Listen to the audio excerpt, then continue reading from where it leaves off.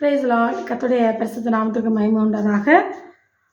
இந்த நாளிலும் நாம் தியானிக்க இருக்கிற வேத பகுதி மத்தேயு எழுதின சுவிசேஷம் 5ஆம் அதிகாரம் 16ஆம் வசனம்.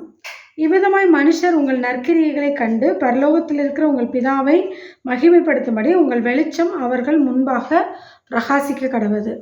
பரலோகத்தில் இருக்கிற உங்கள் பிதா மகிமைப்படுத்தப்படும்படி உங்கள் வெளிச்சம் அவர்கள் முன்பாக பிரகாசிக்க கடவது.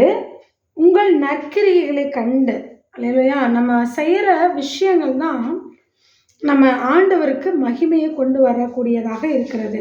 இன்றைக்கி நிறைய பேர் பார்த்தீங்க அப்படின்னா, ஆண்டவர் சொல்லியிருக்காரு, உங்களால தான் புறஜாதிகளுக்குள்ளே என்னுடைய நாமம் தூஷிக்கப்படுகிறது அப்படின்னு சொல்கிறார். நம்ம செய்கிற சில தவறுகள், சில காரியங்கள் அவங்க மொத்தமாக ஆண்டவரையே வெறுக்கிற அளவுக்கு காணப்படுகிறது.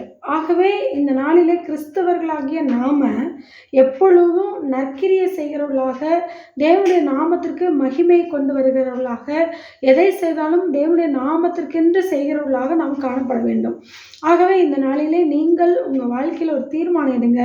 நான் செய்கிற காரியம் கர்த்தருடைய நாமத்துக்கு மகிமை உண்டாகிறதா?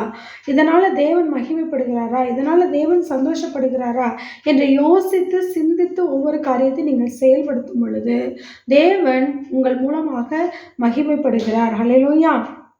ஸோ அது மட்டும் இல்லை, உங்களுடைய வெளிச்சம் அவர்களுக்கு முன்பதாக பிரகாசிக்க கடவுள் அப்படின்னா, உங்களுடைய வெளிச்சம் மற்றவங்களுடைய இருளை நீக்கிறதா இருக்க வேண்டும். பாருங்கள், கைவிளக்கேந்திய காரிகைன்னு சொல்லி ஒரு அம்மாவை சொல்கிறோம் இல்லைங்களா? அவங்க அந்த சோல்ஜர்லாம் அடிபட்டு கிடந்த பொழுது அந்த கைவிளக்கை ஏந்தி கொண்டு போய் அந்த வெளிச்சத்தில் காயங்களை கட்டினாங்க. அவங்க மற்றவங்க வாழ்க்கையில் ஒரு நன்மையை கொண்டு வந்தாங்க. அதே போல் நம்ம மற்றவங்களுக்கு வெளிச்சமாக இருக்க கர்த்தர் நமக்கு கிருபை செய்வார். தேவன் தாமே இந்த வசனங்களை ஆசீர்வதிப்பாராக. ஆமேன். God bless you.